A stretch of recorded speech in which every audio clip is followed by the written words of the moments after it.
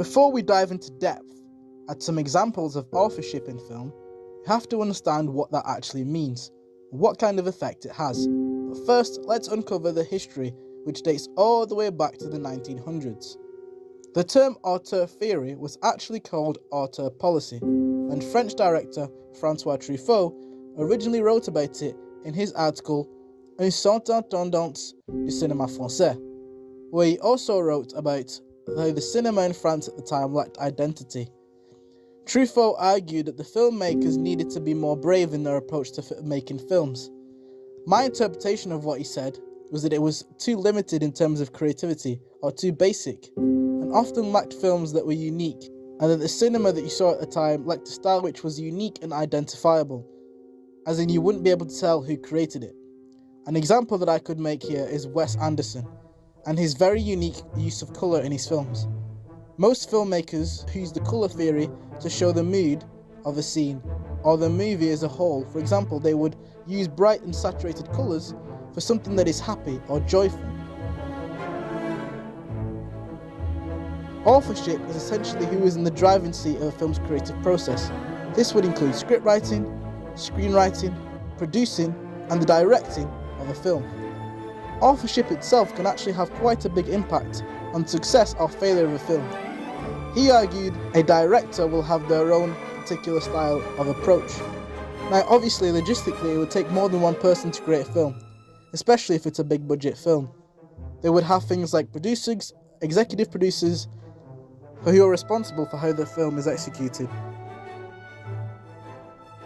The authors, otherwise known as auteurs, is similar to a painter or an author of a book.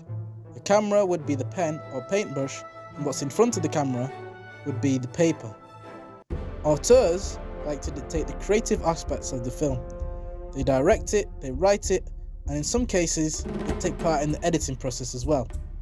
They also like to dictate the visual style of the film. In terms of examples, there are many directors even today who could be classed as auteurs.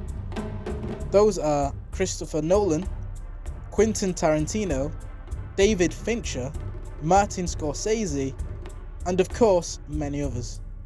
What to pay attention to when identifying an auteur is the visual aesthetic of the film, such as mise en scène, which is the arrangement of scenery, such as work of props and will act as a place and set, and costume design.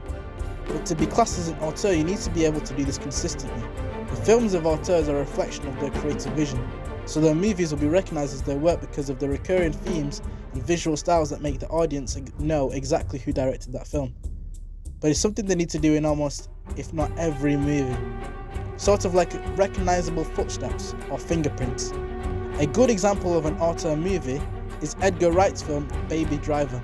In this movie, the protagonist of the film is a young, talented getaway driver named Baby. Now, Edgar Wright's film loves to use the use of visual storytelling, particularly using colour coordination throughout the film to show character development. For example, the main car that the character uses in the film is a red car, and the colour red is something that you would associate with love, passion, anger and range, which arguably you could say he goes through all those emotions throughout the film while he's in that car. The Zodiac, however, directed by David Fincher, seems to use the visual style of colour in a much different way. In the movie Zodiac, the colour seems to have a melancholy theme, seems to have a dull type of feeling. This theme would most likely be due to the fact that the movie is about detectives trying to catch a serial killer.